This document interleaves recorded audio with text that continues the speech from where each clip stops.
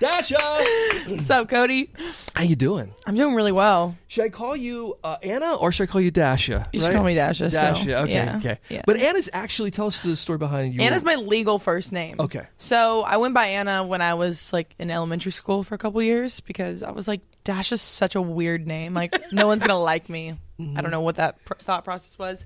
But Anna for me is like how I like kind of remember my childhood self. You know, like elementary school and just learning how to write songs and being curious about this whole crazy world that I now work in. And I don't know, it's kind of a good reference point for like my youth. When did Dasha become a name you thought was cool?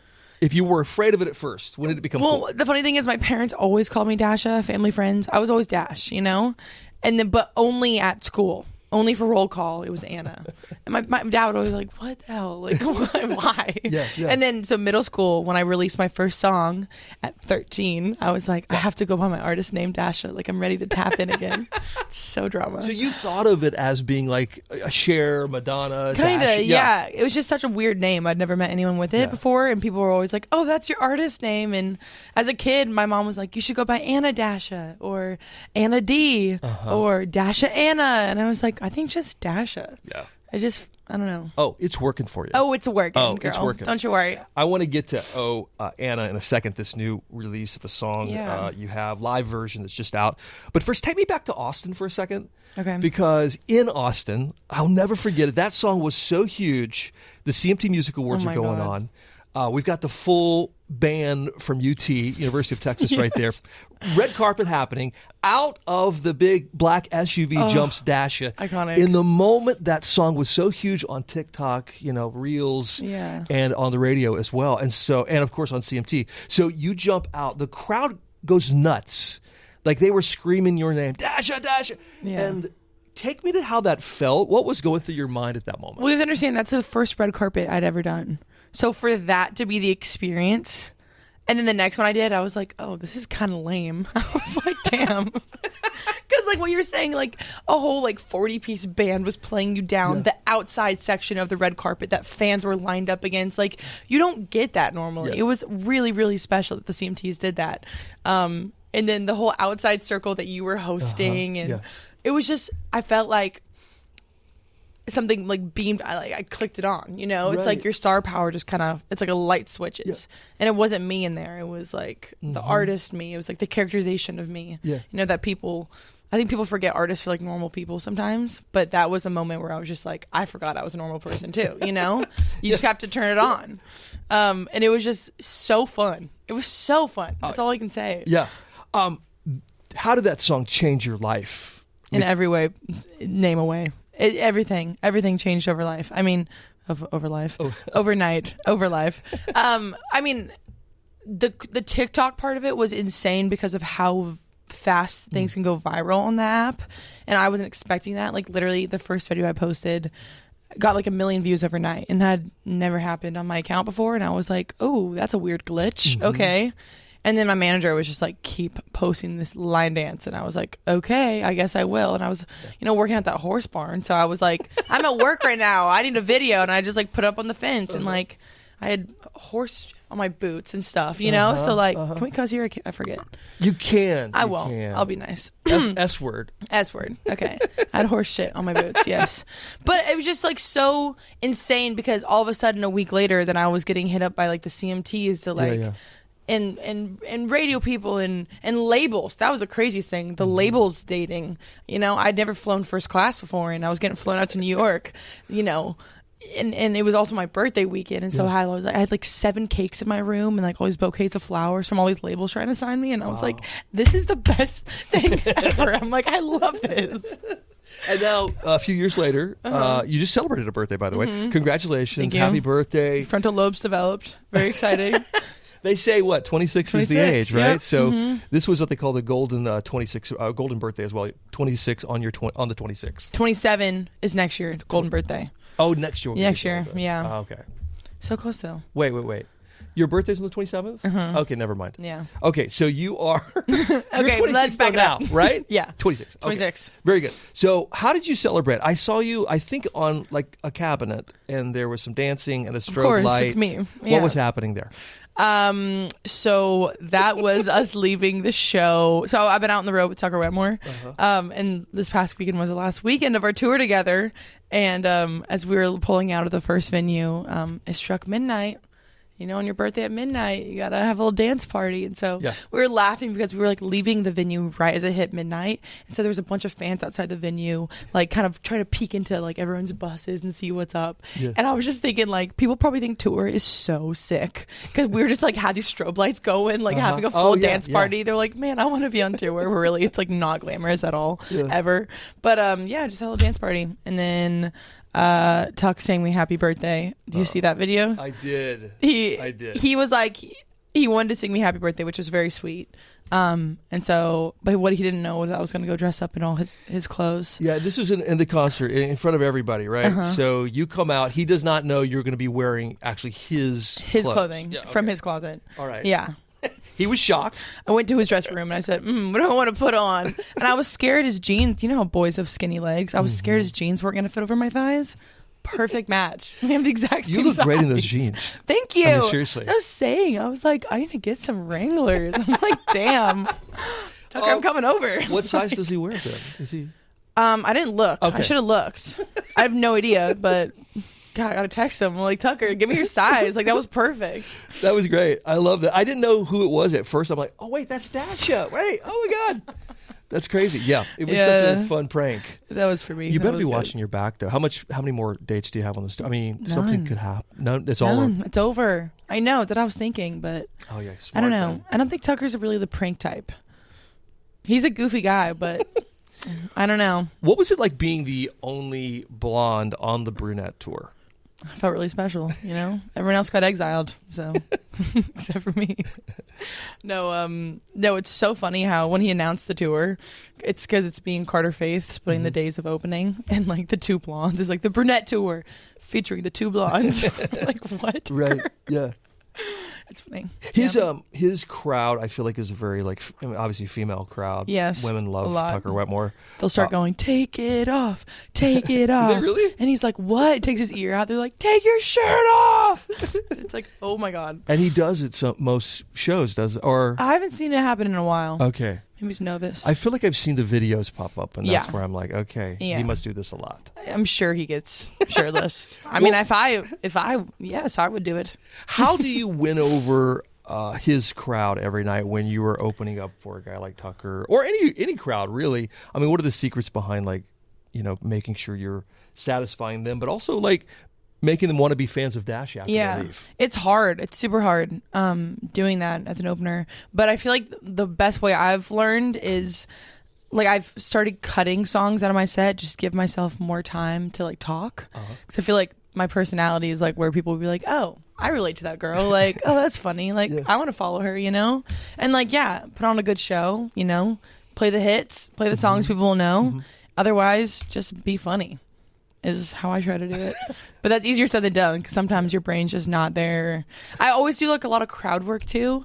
And so when there's, like, a funny sign or, like, sometimes there's people, like, double fisting in the front row with, like, all the beers are ready so they don't have to move the show, or grandpa's in the front row just, like, absolutely psyched, and I'm just, you know, there's funny things to talk about, but sometimes there's not, and so you're just kind of like, well, Oklahoma is so cool.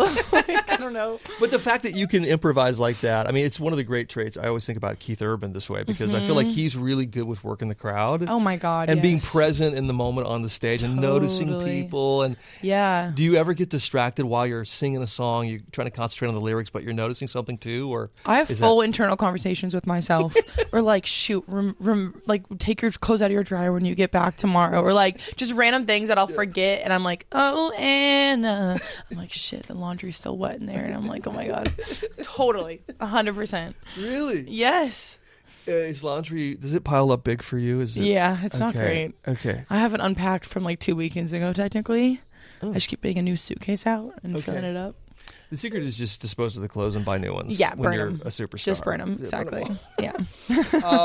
Okay, so you wrapped up the Tucker tour. What is next touring wise? What can you say anything? I sure can. I'm going out with Old Dominion in a week in Australia. Woo-hoo! I know. I'm so excited. I've never played in Australia before.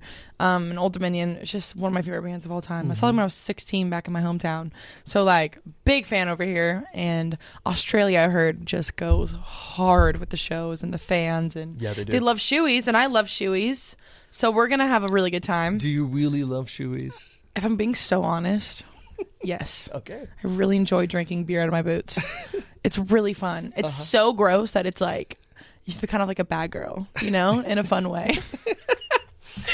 No, just, make sure your shoes You're are like, clean. yeah. Make sure your boots are clean. Yeah, no, they're never, but it's okay. The beer, it's alcohol. It kills it. Uh-huh. The germs. Mm-hmm. Australia's going to be great. Australia's going to be awesome. You're going to love it there. Yeah. People do rock hard pretty. All the crowds are crazy there. And it's so fun. And the animals. I feel like there's an assortment of animals to discover while you're there as well. Yeah. You know about quokkas, right? No. Quokka. Quokka. It's like this awesome animal that only lives in Australia. What is it? Like It's a like- cat?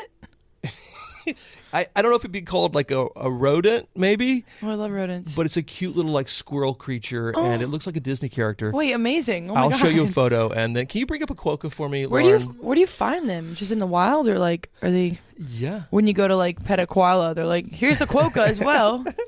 I'm sure they have them at the zoos there as Okay. well, but they only exist in this one little island anywhere in the world. Like No way. And they are. Here we go. Look at this guy. Shut up. They're No. unbelievably cute. Get out of town. Look at this guy. It's like CGI. It's Look not at even this like guy. a real animal. You have to find a quokka, and then if you can, bring it back. This is me 3 margaritas deep. I love this guy. Oh, I'm so gonna meet you, That's quokka. so great. Yes. I wish I'd known about quokkas when I went the first time to Australia, but Missed out. I totally just. Next time. Hey, let's talk about Anna here. Okay. This is so cool because the Opry, for the first time ever, has released a live from the Opry song. So, and it is your song. Mm-hmm. What a cool honor. I mean, unbelievable. How did it happen? So I think that night that I played Oh Anna for the first time, which is the night this is all from, it had been a kind of crazy part in the whole career because I had just written Oh Anna and we decided to release it. And it was I didn't mean to write that song that day. I just needed it. And it was just such a beautiful kind of story and giving context of like who I am and how much I've always wanted to do this. And it was just kind of like a perfect whirlwind of like, okay, this is the next moment. And we kind of just like went with it. And performing at the Opry that night, there was just something in the air. It was magical. The red dress, the little cheetah heels I had on, like everything was just like, wow, this is magical. And you felt the history of the Opry there, and you felt the importance of like even them asking me to come play a show there is still blows my mind. And we got the recording back and I was like, this is beautiful. Like we should just, kind of tie a bow on this whole Anna era of giving context of who I am and the sweet EP that I put out in October. And because I'm working on new music now. And so I kind of wanted to find a way to kind of wrap up this whole era. And I was like, perfect. The Opry. And I was just a next stage artist too. So just kind of another thank you to the Opry for being so supportive. But end of an era. In what ways is this sort of a fitting song to be released by the Opry for the first time ever in 100 years to have a live song? I know. Crazy, right? Yeah. Insane. In what ways is it extra special because of that first release from the Opry? I think it's because this song is so much about having dreams as a little kid, and it's not a love song about a stupid boy or whatever it is, like it actually really means something, not just to me, but to a lot of people and to a lot of little girls who are like my fans. Like just seeing my story kind of pan out like this, I think gives them hope and empowerment of like, oh, I can have big dreams that are scary that people might not agree with. Like I can do this too. And I think that's the Opry's message, of the history of country music and storytelling and the family aspect of country music. And I think it's kind of the perfect song that ties it all together. Talk about the vulnerability in that song a little bit because it really is, it's so heartfelt and so real and emotional. Yeah. In what ways is it showing some of those vulnerabilities? And that maybe that's why people are really gravitate towards it.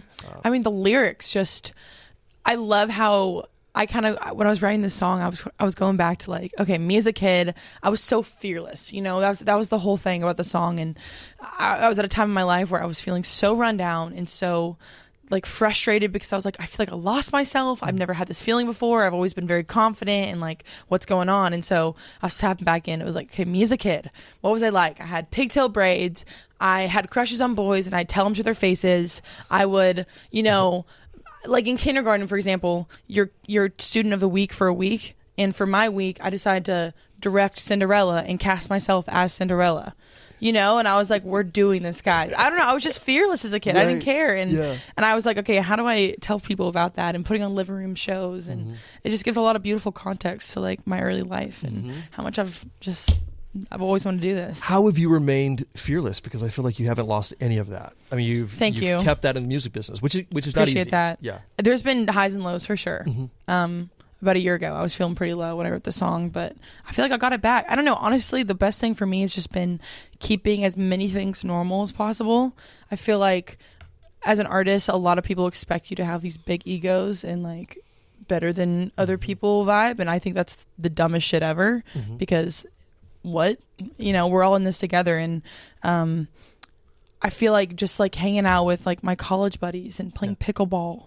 And like cooking, like last night I had all my friends over for like a Sunday roast, like British style, and it was so fun. And I was like cutting chickens and like putting butter under the skin, and it was just like so normal and fun. And that stuff is really important because this career is really weird, and you get treated very differently at times. And so remembering where you come from and how it's all good, it's all the same as you were as a kid, and just keeping that level. I love it. You know, that's great. That's all I got. Always love to have you in. I have a little social game here now. I love games. I'm going to do. It's involved guacamole. I wish it did. I haven't eaten yet. Come on. I wish I did have some guacamole for you. It does not. So I think you called them stupid boys earlier. Yeah, I did. I have the Dasha dating profile here. Help me fill this out, okay?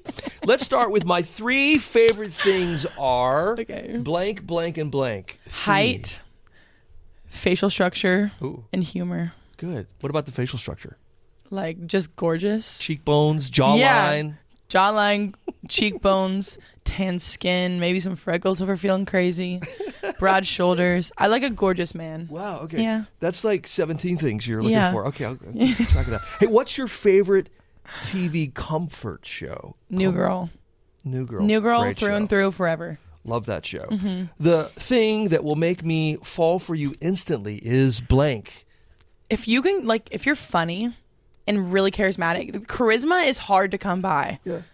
If you're sexy, you know, there's some dumb dudes that are sexy, but if you're smart and charismatic, is that a word? Charismatic? Oh my God, Dasha. I think charismatic. You described me like perfectly with You're that. like, this is crazy. This is like literally like me. Who I am. My ideal first date involves going to blank. Ooh. Going to where? Going to restaurants are a lot of pressure. I'm not going to say that. I'm going to say like maybe like a wine bar or like perhaps something that's like karaoke night or like something that like makes you, we'll see really fast if I get the ick or not, you know, like let's just see. Glad you said that. Yeah. My next question, my go-to karaoke song is blank. Okay. Recently it's been Country Girl Shake It For Me. Luke Bryan. Crowd pleaser. Of course. Or Pitbull. Okay. Anything Pitbull. Hotel Motel Holiday Inn. That's my song. To the crickets and the bees and the what's how's it go? Something like that. The crickets and the squirrels and the moon shaking for my girl. I actually don't know the lyrics. I just do that. The most underrated thing that instantly makes someone hot is blank. Underrated but makes them hot. I'm thinking about the boys I have crushes on. Mustache? Is it a mustache? Like, ew. Like, yeah, maybe. A backwards hat and a mustache. I don't know what it is. Wow. Something's in the water. Okay. And everyone agrees. Everybody? Yeah. Do we all agree with that? Yeah. I think so. There's something about it. A backwards hat. Woo! Riled up. Dasha right here, everybody. What a closing. Way to close.